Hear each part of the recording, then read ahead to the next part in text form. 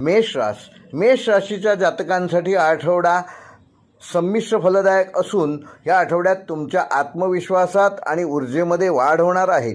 तुम्ही नवीन जबाबदाऱ्या सहज स्वीकाराल आणि काही धाडसे कामे हाती घेऊन पूर्ण कराल.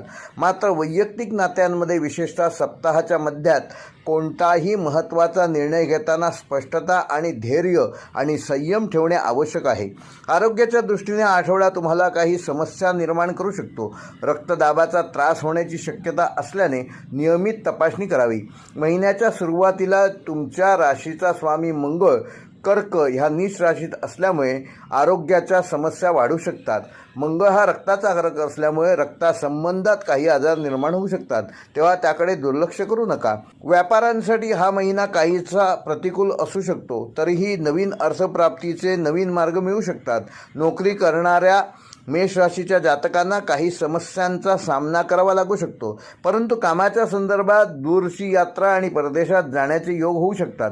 IT, कन्सल्टिंग, शिक्षण किंवा तांत्रिक सेवांमध्ये असलेल्यांना मोठी जबाबदारी मिळण्याची शक्यता आहे. तुमचा व्यवसाय ऑनलाईन विस्तार किंवा नवीन प्लॅटफॉर्मद्वारे तुम्ही वाढवू शकता.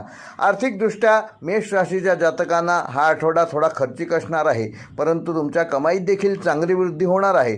त्यामुळे तुमचा बँक बॅलन्स वाढेल आणि तुम्हाला दिलासा देखील मिळेल. प्रेम आणि नातेसंबंधासाठी हा आठवडा अनुकूल असून तुम्ही तुमच्या नात्यात एकनिष्ठता दाखवणार आणि प्रेमिकेसोबत जोडीदारासोबत उत्तम नाते निर्माण कराल. विवाहितांना काही प्रमाणात तणाव जाणवू शकतो आणि त्यांच्या नात्यात एखादी समस्या निर्माण होऊ शकते, तेव्हा जोडीदाराशी वाद नको, संवाद साधा. चंद्राच्या प्रभावामुळे प्रियजनांशी संवाद साधणे सोपे होईल, ज्यामुळे भावनिक बंध अधिक मजबूत होतील. खुल्या संवादाने आणि दयाळू हावभावाने जुने गैरसमज दूर होऊ शकतात. विद्यार्थ्यांसाठी हा महिना आव्हानात्मक असू शकतो. अध्ययनात वारंवार समस्या निर्माण होतील आणि अडथळे पार करूनच त्यांना अभ्यासात पुढे जाता येईल. मात्र उच्च शिक्षणासाठी हा महिना अनुकूल आहे.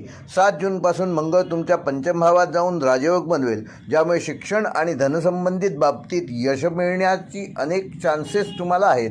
मेष राशीसाठी या आठवड्याचा उपाय: येत्या बुधवारी गणपतीला 21 दुर्वा अर्पण करा.